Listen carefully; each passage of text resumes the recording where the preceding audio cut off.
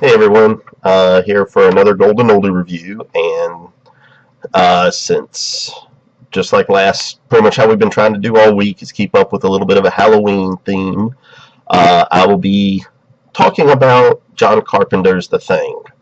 Um, it's pretty much one of the greatest horror movies because it deals with a large part in the notion of the unknown, and that is a truly scary, horrifying notion of not knowing anything. And and that's what this movie really does great. There's so much tension, so much suspense because you don't know who's infected. And that is a what just makes this movie so good in terms of in with the story of it. Of course, you also have just how phenomenal the practical effects are, the creature effects, that still to this day is some of those scariest and horrifying creatures that's ever been put on film. And it really, to this day, just holds up above and beyond most others. Um, and just, I mean, just the whole movie from start to finish um, was and still is the highlight of what you can do in the horror movie.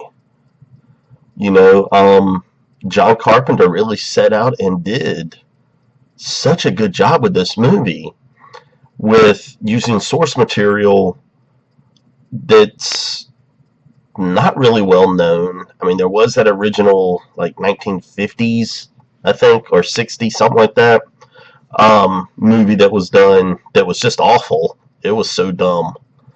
And then, of course, we had the prequel a few years back that was hit or miss mostly. Um, but this movie is, I mean, it's a must see, not only for any horror fan, but just as a movie fan.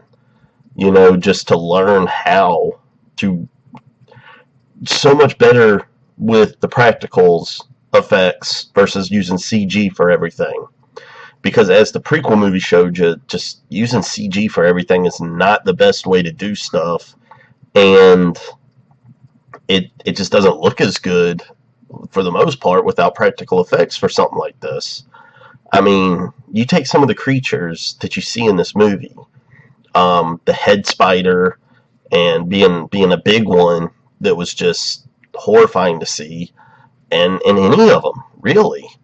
And then, of course, you can't talk about this movie without the ending. You know, such a cliffhanger of an ending.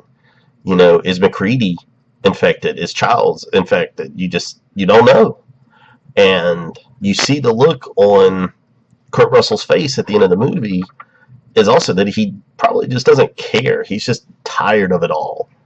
And that really just, it's a powerful ending with that.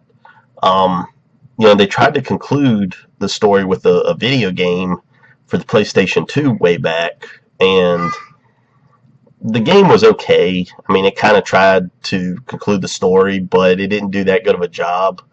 Um, so pretty much don't really consider that like a canon ending or anything to the story, but it would be one I would like to see concluded in some way. You know, I'd like for John Carpenter to get back into a movie and let it be this. Let him conclude his story for The Thing and give us all an ending that is deserved. But you can't praise this movie enough in any aspect. I mean, even for the 80s, it was such a thrilling movie. The notion, and like I touched on earlier, you know, the notion that you don't know, that anyone could be infected and you wouldn't know, is what really makes this a horrifying movie that should be experienced by everyone. If you don't like horror movies, you can probably skip it because it is a really horrifying movie. If you're a fan of practical effects, this is definitely a movie to see. So, you know, definitely this time of year is the perfect time you know, there's always good movies that come out on sale at Best Buy and Target and places like that. All the horror movies are out, so that's that's it for it. So definitely recommend seeing it. It's one of the best. So um, we'll be back to our regularly scheduled reviews, and we'll see you next time. Thank you.